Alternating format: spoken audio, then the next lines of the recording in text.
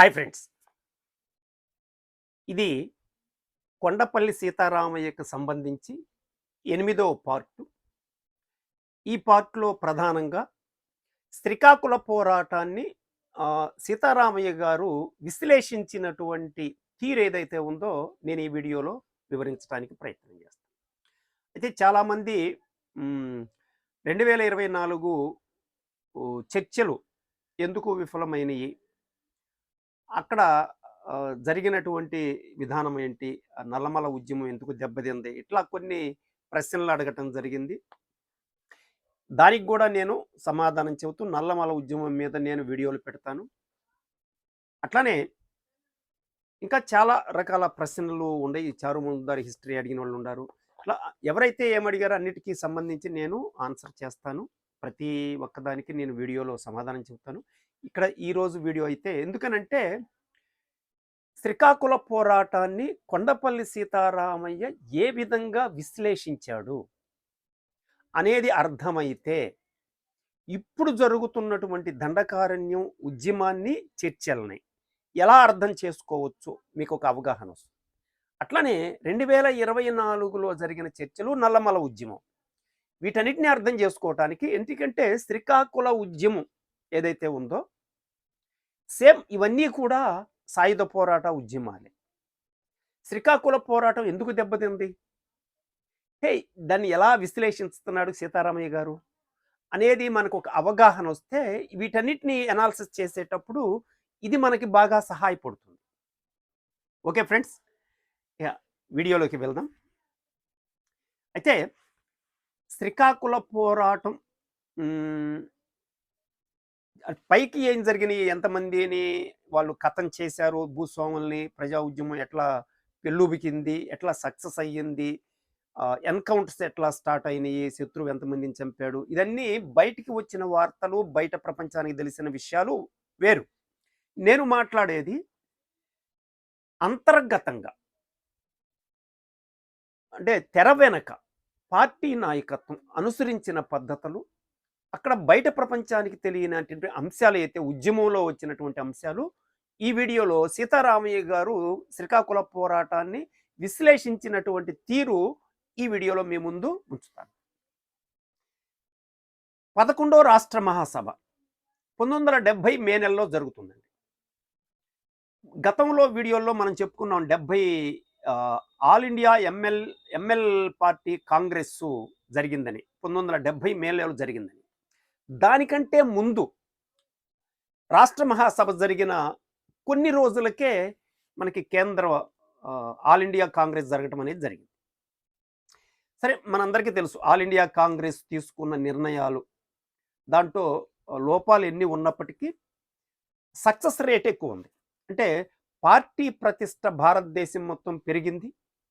ఒక పెద్ద ప్రముఖ పార్టీగా భారతదేశంలో థర్డ్ ఫ్రంట్, ఒక కమ్యూనిస్టు ఉద్యమ చరిత్రలో 3వ స్థాయి పార్టీగా అది భారతదేశంలో ఉనికిలోకి రావటం, ఓడల దిగి ఉన్నటువంటి దశాబ్దాలుగా రివిజనిజాన్ని చావు దెబ్బ కొట్టగలిగింది, పాలక వర్గాలని భయకంపితులు చేయగలిగింది, భారత యువతరానికి ఒక పోరాట మార్గాన్ని చూపింది, సాయుధ పోరాటాన్ని ఎజెండాలోకి తెచ్చింది, అంతిమంగా పార్టీ ప్రతిష్టని ప్రజల్లో పెంచగలిగింది. ఇదన్నీ ఆ కాంగ్రెస్ నిర్ణయాల ఫలితంగా వచ్చినటువంటి పాజిటివ్ అంశాలు. ఓకే, దానికంటే ముందు జరిగిన 11వ రాష్ట్ర మహాసభ. ఈ రాష్ట్ర మహాసభ విజయవంతంగా ముగిసినప్పటికీ ఆ రాష్ట్ర మహాసభలో పొడచూపినటువంటి, ఇంకా చెప్పాలంటే శ్రీకాకుళ ఉద్యమంలో వచ్చినటువంటి ముఠా తగాదాలు లేదా రాష్ట్ర పార్టీలో ముఠా తగాదాలు ఆ మహాసభలో నిరుత్సాహాన్ని కలిగించినాయి. ఒకటి. 2, ఆ ముఠా తగాదాలు ఫలితంగా ఆంధ్ర రాష్ట్రంలో విప్లవోద్యమాన్ని నిర్మించే క్రమంలో ఆటంకం ఏర్పడింది. అట్లనే పార్టీ నిర్మాణ అభివృద్ధిలో కూడా నష్టం సంభవించింది అని ఖచ్చితంగా చెప్పుకోవచ్చు. అయితే ఈ ముఠా తగాదాల కారణంగా నాయకుల మధ్య వచ్చినటువంటి ముఠా తగాదాల ఫలితంగా అది నాయకుల మధ్య ఆగకుండా టోటల్‌గా శ్రీకాకుళ ఉద్యమాన్ని టోటల్‌గా ఉద్యమే 2 ముక్కలయింది. 2 భాగాలుగా చీలిపోయింది. అంటే ప్రధానంగా అడవి ఉద్యమం ఉన్నటువంటి ప్రాంతం ఒక ముఠాగాను, మైదాన ప్రాంతం అంతా గూడా మరొక ముఠాగాను 2 భాగాలుగా చీలిపోవటం జరిగింది. అడవి ఉద్యమానికి వెంపటాపు సత్యం, ఆదిభట్ల కైలాసం గారులు నాయకత్వం వహిస్తే, శ్రీకాకుళం మైదాన ప్రాంతంలో ఉద్యమానికి చౌదరి తేజేశ్వరరావు, మామిడి అప్పలసూరి నాయకత్వం వహించటం జరిగింది. అయితే ఈ ముఠా తగాదాలకి వ్యక్తిగత కారణాలు ఏమైనప్పటికీ ప్రధానంగా ముందుకొచ్చినటువంటి రాజకీయ సూత్రీకరణ చాలా కీలకమైన పాత్ర పోషించింది. ఏంటి రాజకీయ సూత్రీకరణ అంటే, భారత సాయుధ లేదా భారత జనతా ప్రజాతంత్ర విప్లవంలో ఒక సెక్షన్ ఆఫ్ భూస్వాములు కలిసి వస్తారు.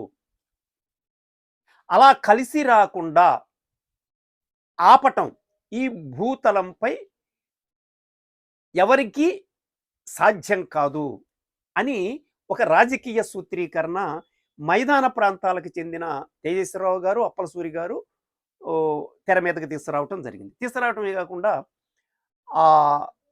కరపత్రాలేసి శ్రీకాకుళం జిల్లా అంతా పంచటం జరిగింది. దీంతో పాటు ఒక సెక్షన్ భూస్వాముల పట్ల మెతక వైఖరి అవలంబించిన కారణంగా టోటల్‌గా శ్రీకాకుళ ఉద్యమం దెబ్బతింది అనేది వెంపటాపు సత్యం, ఆదిభట్ల కైలాసం యొక్క ఆరోపణ. ఆరోపణే కాదండి, ఈ 11వ రాష్ట్ర మహాసభకు ముందు శ్రీకాకుళం జిల్లా మహాసభ జరిగింది. ఈ శ్రీకాకుళం జిల్లా మహాసభ అడవిలో జరుగుతుంది. అడవిలో జరిగిన మహాసభకి మైదాన ప్రాంతాల నుంచి వీళ్ళెవరూ అటెండ్ కారు. అడవిలో ఉన్నటువంటి పార్టీ సభ్యుల మధ్య మహాసభ జరుపుకొని ఆ సభలో తేజేశ్వరరావు, అప్పలసూరిని రివిజనిస్టులుగా ప్రకటిస్తూ వాళ్ళకు ఉన్నటువంటి ప్రాథమిక సభ్యత్వం కూడా రద్దు చేస్తూ ఆ మహాసభ తీర్మానం చేయడం జరిగింది. శ్రీకాకుళం జిల్లా మహాసభ. ఇది రాష్ట్ర మహాసభ జరిగే దానికి ముందు జరిగిన పరిణామం. ఇప్పుడు రాష్ట్ర కమిటీలో ఇది ప్రధానంగా చర్చకొచ్చింది. ఈ ముఠా తగాదాలు ఇక్కడ మనకి బయలుపడి అంటే మహాసభ అయితే విజయవంతంగా ముగుస్తుంది. కానీ కొంత నిరుత్సాహపరితమైనటువంటి వాతావరణం కూడా మనకు అక్కడ కనిపిస్తుంది. అయితే ఇక్కడ రాష్ట్ర కమిటీలో జరిగినటువంటి తీర్మానం ఏంటంటే, రాష్ట్ర కమిటీ ఈ రాజకీయ సూత్రీకరణ ఏదైతే ఉందో, అంటే ఒక సెక్షన్ భూస్వాములు ప్రజాస్వామిక విప్లవంలో కలిసి వస్తారు. అలా కలిసి రాకుండా అడ్డుకునేటువంటి శక్తులు ఈ భూమి మీద ఎవరు లేరు, సాధ్యం కాదు, ఎవరు ఆపలేరు అనే అర్థంలో వాళ్ళు చేసిన సూత్రీకరణ రాజకీయంగా 100% తప్పు అని చెప్పి రాష్ట్ర కమిటీ డెసిషన్ చేసింది. ఒకటి. 2, మైదాన ప్రాంత ప్రజలు రాకుండా అడవి ఉద్యమం వరకే, అడవి కార్యకర్తల వరకే మహాసభ జరపటం అని దాన్ని మన రాష్ట్ర కమిటీ గుర్తించలేదు. ఆ మహాసభని గుర్తించటం.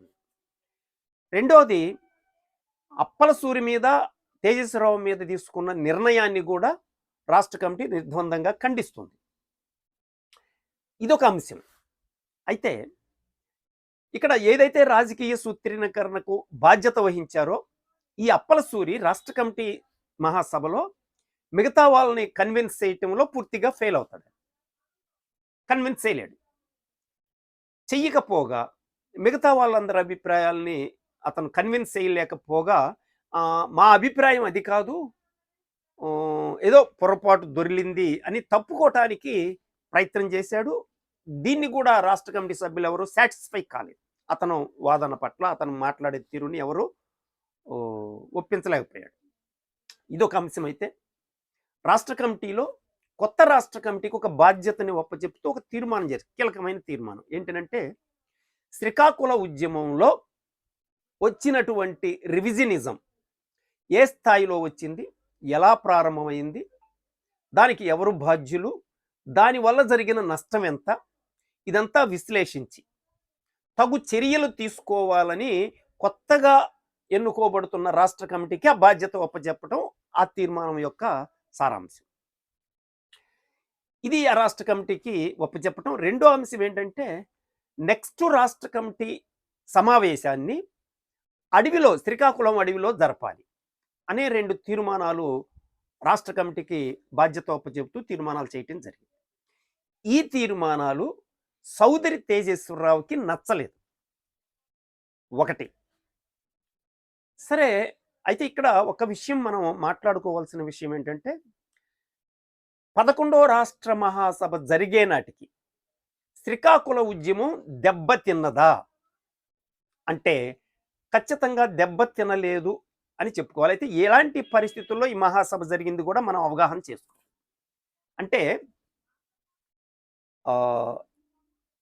అంటే ముఠా తగాదాలు ప్రారంభం అవటం, అంటే ఉద్యమంలో కొంత అంటే దెబ్బతిందని కాకుండా మహాసభ జరిగే నాటికి కొంత వెనక తట్టు పట్టింది అనేది వాస్తవం. అంటే 69లో శ్రీకాకుళం ఉద్యమం విజయం తర్వాత విజయ పరంపరలో ఆ సంవత్సరం అంతా కూడా అద్భుతమైన విజయాలు సాధిస్తూ శరవేగంగా అభివృద్ధి చెందింది. పార్టీ ప్రతిష్ట పెరిగింది. కానీ మహాసభ జరిగే నాటికి మనకి పాణిగ్రాహి సుబ్బారావు గారి దళం మీద శత్రువు దాడి చేయటంతో శ్రీకాకుళం ఉద్యమం యొక్క సెట్ బ్యాక్ అనేది స్టార్ట్ అవుతుంది. ఇది ఎప్పుడు ముగుస్తుందనంటే వెంపట్రాపు సత్యం, ఆదిభట్ల కైలాసం అమరులు అవటంతో ఇది ముగుస్తుంది. కాబట్టి 70 మే నాటికి సెట్ బ్యాక్ అనేది స్టార్ట్ అయ్యింది అని చెప్పుకోవచ్చు. ఈ ముఠా తగాదాలు వీటన్నిటి ఫలితంగా ఇది స్టార్ట్ అయ్యింది అని చెప్పుకోవచ్చు. ఇది ఆ రోజున్న సిచ్యువేషన్. అయితే ఇది మహాసభ జరిగిన 3 నెలలకే వెంపటాపు సత్యం, ఆదిభట్ల కైలాసం అమరులు అవటం జరిగింది. అదే టైం కొద్ది రోజుల తేడాతోటి మళ్ళీ మైదాన ప్రాంతంలో ఉన్నటువంటి సెంట్రల్ కమిటీ లీడర్స్ అండి, ఎవరో Chaudhary Tejeswararao, Appalasuri central committee leaders, వీళ్ళిద్దరు కూడా అరెస్ట్ అవటం జరిగింది. రాష్ట్ర కమిటీ మొత్తం 9 మందితో ఉంటే మెయిన్ రాష్ట్ర కమిటీ 4. ఈ 4 2 అమరులు అవటం, 2 అరెస్ట్ అవటంతో రాష్ట్ర కమిటీ టోటల్గా దెబ్బతినిపోయేటువంటి పరిస్థితి వచ్చింది. రాష్ట్ర కమిటీ మహాసభ జరిగి రెండో మహాసభ జరగటానికి ముందే మిగిలిన 5గురిలో 2 అరెస్ట్ అవటం జరిగింది. మిగిలింది ఇంకా 3 మిగిలిపోయారు. ఈ 3లో కొండపల్లి సీతారామయ్యతో పాటు ఒక ఆయన తెలంగాణలోను, తెలంగాణ నుంచి 2, రాయలసీమ నుంచి 1 మిగిలారు. ఈ 3 ఉన్నారు. కానీ అప్పటి వరకు రాష్ట్రం మొత్తం మీద సంబంధాలు కలిగి ఉంది శ్రీకాకుళం నాయకత్వం. వాళ్ళకి తెలుసు, వాళ్ళకి సంబంధాలు ఉన్నాయి మొత్తం ఆంధ్ర రాష్ట్రం మొత్తానికి సంబంధించి. అప్పుడు తెలంగాణలో ఉన్న కామ్రేడ్స్కి సంబంధాలు లేవు. కాబట్టి వీళ్ళిద్దరూ అరెస్ట్ అయ్యి వాళ్ళిద్దరు ఎన్కౌంటర్ అవటంతో మిగతా రాష్ట్ర కమిటీ సమావేశం అవటం కానీ సాధ్యం కాదు. వీళ్ళు తెలంగాణలో మిగిలిపోయారు, వాళ్ళకి సంబంధాలు లేవు, అండర్ గ్రౌండ్ పార్టీ కాబట్టి.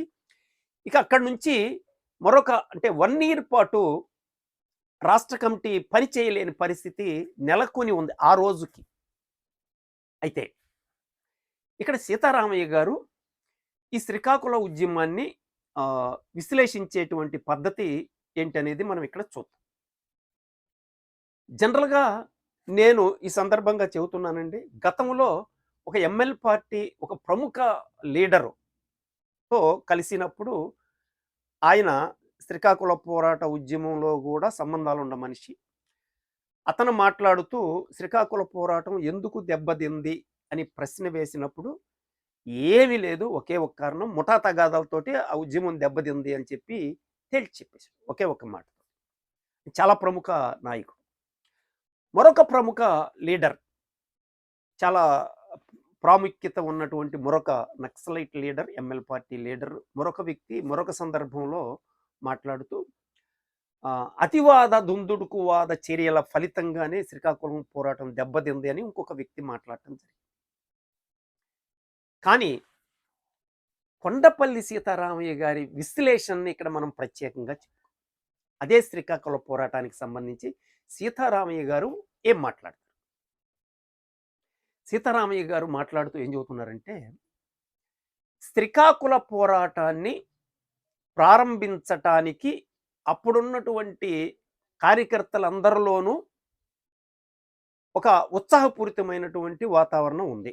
ఏకాభిప్రాయం. అంటే ఆ ఉద్యమాన్ని ప్రారంభించటానికి అందరికీ ఒక స్పష్టమైన ఏకాభిప్రాయం ఉంది. ప్రారంభించారు. అయితే తిరిగి ఆ ఉద్యమం అంతిమంగా విజయం సాధించేంత వరకు ఈ లోపల జరిగేటువంటి నష్టాల పట్ల ఒక అవగాహన లేదు. శ్రీకాకుళ పోరాటానికి ఒక స్పష్టమైన అవగాహన లేదు అనేది కొండపల్లి సీతారామయ్య మాట్లాడుతున్నటువంటి అంశం. శ్రీకాకుళ పోరాటానికి ఉద్యమాన్ని ప్రారంభించటానికి ఉన్నటువంటి ఏకాభిప్రాయం, అది ఉత్సాహం. ఆ పోరాటాన్ని, దీర్ఘకాలిక సాయుధ రైతాంగ పోరాటాన్ని అంతిమంగా విజయం వైపు నడిపించే క్రమంలో విజయవంతమయ్యేంత వరకు ఎలాంటి పరిణామాలు ఉంటాయి అనే దాని మీద ఒక అవగాహన లేదు. ఇది ఒక బలహీనత ఆ నాయకత్వానికి సీతారామయ్య గారు మాట్లాడుతున్నారు. రెండో అంశం ఏంటంటే, ఒక బలమైనటువంటి శత్రువుతో, అంటే పాలక వర్గాలు ఎప్పుడు చాలా బలంగా ఉంటారు. సాయుధంగా, సైనికంగా, ఆర్థికంగా అన్ని రంగాల్లో చాలా శక్తివంతంగా మిలిటరీ పరంగా గవర్నమెంటు మిలిటరీ పరంగా చాలా శక్తివంతంగా ఉంటుంది. అదే మిలిటరీ పరంగా ప్రజాశక్తులు, ప్రజా ఉద్యమ శక్తులు చాలా బలహీనంగా ఉంటాయి. కనుక ఉద్యమం అంతిమంగా విజయం సాధించే క్రమంలో అనేకమైనటువంటి నష్టాలను ఎదుర్కోవాల్సి వస్తుంది, అనేకమైనటువంటి ఓటములను ఎదుర్కోవాల్సి వస్తుంది. అనేకమైనటువంటి ఓటములను ఎదుర్కోవటం, ఇవన్నీ తప్పనిసరిగా ఒక మానసిక సంసిద్ధత అనేది పార్టీకి ఉండాలి. అది కూడా లేదు అని అంటాడు కొండపల్లి సీతారామయ్య. ఇది దీర్ఘకాలిక సాయుధ రైతాంగ పోరాటం. అనేక సార్లు ఓడిపోయి అనేకమైన ఓటముల తర్వాత అంతిమంగా విజయం సాధిస్తాం. ఈ మానసిక సంసిద్ధత నాయకత్వానికి ఉండాలి. అది శ్రీకాకుళ నాయకత్వానికి అది లేదు అని అంటారు. అట్లనే ఓటములు సంభవించినప్పుడు వాటిని ఎలా ఎదుర్కోవాలో కూడా నాయకత్వానికి ఒక స్పష్టమైన అవగాహన లేదు అనేది సీతారామయ్య గారు శ్రీకాకుళ పోరాటానికి సంబంధించి ఆయన మాట్లాడుతున్న అంశం. ఇంకొకటి సీతారామయ్య గారు ఏం మాట్లాడుతున్నారంటే, మీకు శ్రీకాకుళ పోరాటమే కదండి, ఏ పోరాటమైనా జనరల్గా అడవి ఉద్యమం, అక్కడ ఉద్యమం ఉవ్వెత్తుగా లేచినప్పుడు అక్కడ చాలా పేరు ప్రతిష్టలు వచ్చేస్తాయి. కొంతమంది నాయకులకి ప్రజల్లో ఆదరణ పెరుగుతుంది. అక్కడ ఉద్యమానికి నాయకత్వం వహించాల్సిన పరిస్థితి పార్టీకి ఏర్పడ్డప్పుడు పార్టీ ఏం చేస్తుందంటే, ఎక్కడైతే రాజకీయంగా అభివృద్ధి చెందినటువంటి మిగతా బయట ప్రాంతాల నుంచి నాయకత్వాన్ని ఈ పోరాట ప్రాంతాలకి వీళ్ళు పంపించాల్సిన పరిస్థితి ఏర్పడుతుంది. ఇది ఎక్కడైనా సంభవించేటువంటి చర్య. ఒక ఉద్యమం నాయకత్వం, రాజకీయ చైతన్యం బలహీనంగా ఉండి ఉద్యమం బద్దలైనప్పుడు అక్కడ ఆ ఉద్యమానికి నాయకత్వం వహించడానికి, ఆ ఉద్యమాన్ని ముందుకు తీసుకువెళ్ళటానికి, అక్కడ రాజకీయ చైతన్యాన్ని, పార్టీ నిర్మాణాన్ని అభివృద్ధి చేయటానికి అభివృద్ధి చెందినటువంటి నాయకత్వాన్ని అక్కడికి పంపించటం జరుగుతుంది. ఇలా పంపించినప్పుడు ఈ పంపించే వ్యక్తులకి ఒక అవగాహన కలిగించాలి. ఏమని? ఇది చాలా చాలా ఇంపార్టెంట్ అని గుర్తుంచుకోండి. ఏంటనంటే, ఈ వెళ్ళినటువంటి నాయకులు అక్కడ వీళ్ళే నాయకులుగా చలామణి కాకుండా, అక్కడ ప్రజల్లో ఎవరికైతే పొలుగుబడి సాధించి ఎదుగుతున్నటువంటి వాళ్ళు ఎవరైతే ఉన్నారో వాళ్ళని రాజకీయంగా చైతన్యవంతులను చేస్తూ, పార్టీ నిర్మాణ దక్షతను కూడా పెంచుతూ, పార్టీ నిర్మాణ పద్ధతులను కూడా పెంచుతూ, వాళ్ళ చైతన్యాన్ని డెవలప్ చేసి వాళ్ళని నాయకులుగా అభివృద్ధి చెయ్యాలి అనే లక్ష్యం కలిగి ఉండాలి ఇక్కడ నుంచి వెళ్ళిన వాళ్ళకి. ఇది చాలా చాలా ఇంపార్టెంట్. అది లేదనుకోండి, వీళ్ళే నాయకులుగా చలామణి అయ్యే పని అయితే అక్కడ ఉన్న లోకల్ పార్టీకి బయట నుంచి వచ్చినటువంటి పార్టీకి మధ్య వైరుధ్యాలు, బద్దలై అయి ముఠా తగాదాలుగా పరిణామం చెందే అవకాశం ఉంటుంది అనేది కొండపల్లి సీతారామయ్య మాట్లాడుతున్నటువంటి అంశం.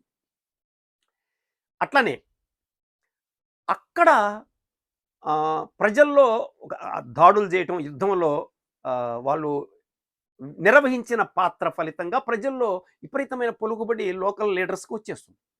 అలాంటి లీడర్స్ ఏం చేయాలి? వాళ్ళు రాజకీయంగా, నిర్మాణపరంగా పార్టీ పద్ధతుల్ని వాళ్ళు అభివృద్ధి చేసుకోవాలి.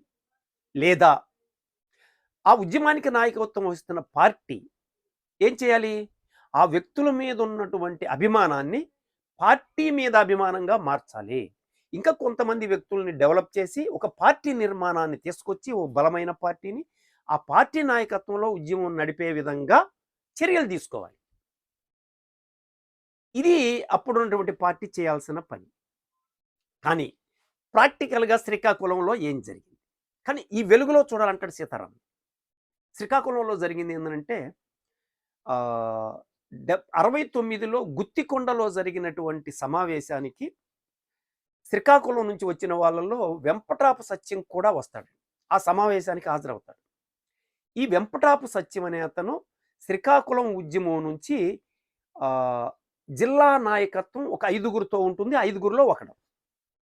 జిల్లా నాయకులు ఒక 5గురు ఉంటే ఆ నాయకుల్లో వెంపటాపు సత్యం ఒకడు. అతను ఈ గుత్తికొండ సమావేశానికి హాజరవ్వటం జరిగింది. అయితే ఆయనకున్న స్థాయి అక్కడ ఉన్నటువంటి నిర్మాణ రీత్యా అతన్ని రాష్ట్ర కమిటీలోకి తీసుకోరు. అది సూత్రరీత్యా కరెక్టే. కరెక్టే. అయితే దాని ప్రతిఫలం, దాని ప్రభావం ఎలా ఉంటుంది? శ్రీకాకుళం మీద ఇక్కడ అంటే శ్రీకాకుళం యొక్క క్యాడర్‌ని తక్కువగా చూస్తున్నారు అనేటువంటి అభిప్రాయానికి వాళ్ళు గురయ్యారు. ఒక అంశం. అట్లనే శ్రీకాకుళం ఉద్యమంలో మైదాన ప్రాంతాలకి, అడవి ఉద్యమానికి మధ్య వైరుధ్యం వచ్చినప్పుడు మైదాన ప్రాంతం వాళ్ళు అడవిలో ఉన్నటువంటి క్యాడర్‌ని తక్కువగా చూస్తున్నారు అనేటువంటి అభిప్రాయాలు వాళ్ళందరిలో బలంగా ఉంది. ఆ ప్రజలందరిలో కూడా. ఇది ఒకటి డెవలప్ అయింది. డెవలప్ అవ్వటానికి అవకాశం ఏర్పడింది. ఇక్కడ ముఠా తగాదాలు ఏర్పడటంలో ఇది కీలకమైన పాత్ర పోషిస్తుంది. అయితే ఇక్కడ అతన్ని రాష్ట్ర కమిటీలోకి తీసుకోలేదు. కానీ ఏం చేయాలి? ఆ తర్వాత జరగాల్సినటువంటి పరిణామం ఏదైతుందో రాష్ట్ర కమిటీ అక్కడ పార్టీ ప్రతిష్టను పెంచాలి. ఇతని యొక్క రాజకీయ స్థాయిని, చైతన్యాన్ని పెంచి ఇతన్ని రాష్ట్ర కమిటీలోకి తీసుకునే ప్రయత్నం చేయాలి. ఆ తర్వాత జరగాల్సిన కార్యక్రమాలు చేయటంలో కూడా రాష్ట్ర కమిటీ ఫెయిల్ అయింది. వీటన్నిటి రీత్యా ఏం జరుగుద్ది? మీకు దీర్ఘకాలిక సాయుధ రైతాంగ పోరాటం నడపటంలో మనకు ఒక అవగాహన లేని కారణంగా ఇలాంటి చిల్లర విషయాలు ప్రధానంగా ముందుకొచ్చి వైరుధ్యాలు, ముఠాలు కట్టడానికి కారణమైంది. వీటిని పరిష్కరించే క్రమంలో పార్టీ చేయాల్సిన పనేంటి? ఏదైతే దీర్ఘకాలిక సాయుధ రైతాంగ పోరాటం, ప్రజా ఉద్యమాలు అనేకమైన ఒడిదుడులకు గురై అనేక ఓటములు సంభవించిన తర్వాత, అనేక నష్టాలని అనుభవించిన తర్వాత అంతిమంగా విప్లవం విజయవంతమవుద్దనేటువంటి రాజకీయ చైతన్యాన్ని కలిగించాలి. ఒక బలమైనటువంటి శత్రువుతోటి బలహీనంగా ఉన్నటువంటి ప్రజాశక్తులు ఉద్యమం చేసేటప్పుడు ఇవి అనివార్యంగా సంభవించే సంఘటనలు. ఇవి ఖచ్చితంగా సూత్రప్రాయంగా కరెక్ట్. అది ఖచ్చితంగా ఏ ఉద్యమంలో అయినైనా, ప్రపంచంలో ఎక్కడ జరిగే ఉద్యమంలోనైనా నష్టాలనేవి అనేకమైన నష్టాలు, అనేకమైన ఓటములు, అనేకమైన ఒడిదుడుకులు అనేవి సంభవిస్తాయి. ఇవి ఖచ్చితంగా ఉంటాయి, ఉండి తీరతాయి అన్న అవగాహనని కలిగించాలి పార్టీకి. అది కలిగించటంలో అప్పుడు రాష్ట్ర నాయకత్వం ఫెయిల్ అయింది అనేది మరొక వాదన అన్నమాట. వీటన్నిటి రీత్యా ఇవి జరుగుతూ ఉండగా వీళ్ళు అరెస్ట్ అయిపోయారు. ఇద్దరు అమరులయ్యారు. యాక్చువల్‌గా రాష్ట్ర కమిటీ పూర్తిగా ఇంకొక బయట ఉన్నటువంటి కామ్రేడ్స్ మరొక ఇద్దరు అరెస్ట్ అవ్వటం. టోటల్‌గా నలుగురు అరెస్ట్ అయ్యి, ఇద్దరు అమరులయ్యి, ఆరుగురు పోయిన తర్వాత మిగిలిన ముగ్గురులో ఇద్దరికీ మరొక వ్యక్తికి మధ్య సంబంధాలు లేవు. ఇలాంటి పరిస్థితుల్లో రాష్ట్రం అంటే రాష్ట్ర పార్టీ లేకుండా, రాష్ట్ర నాయకత్వం లేకుండా 1 సంవత్సరం పాటు మరలా 71 మే నెలలో కానీ, మరలా రాష్ట్ర కమిటీ అనేది సమావేశం జరగటం అనేది జరగల. అది గూడా ఎందుకు జరపవలసొచ్చింది? ఎందుకు అంటే ఇక్కడ ఒకటి అర్థం చేసుకోవాల్సిన అంశం ఏంటంటే, తేజేశ్వరరావు నాయకత్వంలో తేజేశ్వరరావు ఇమ్మీడియేట్‌గా అంటే శ్రీకాకుళ ఉద్యమం, విశాఖపట్నానికి చెందినటువంటి ఈ ఉద్యమాలని గైడ్ చేయటం ఇక్కడ ఆహ్, తౌజ్ చౌదరి తేజేశ్వరరావు గారు చేసినటువంటి పనేంటంటే, శ్రీకాకుళ పోరాటాన్ని వైజాగ్ పోరాటాన్ని నిర్వహించటానికి ఒక వ్యక్తికి బాధ్యతలు అప్పచెప్పడం జరిగింది. ఆ వ్యక్తి పైలా వాసుదేవరావు అనే అతని వ్యక్తికి ఈ రాష్ట్ర బాధ్యతలు అప్పచెప్పి, అక్కడ పార్టీని వాళ్ళ ఆలోచన ప్రకారం గైడ్ చేస్తూ ఉంటారు.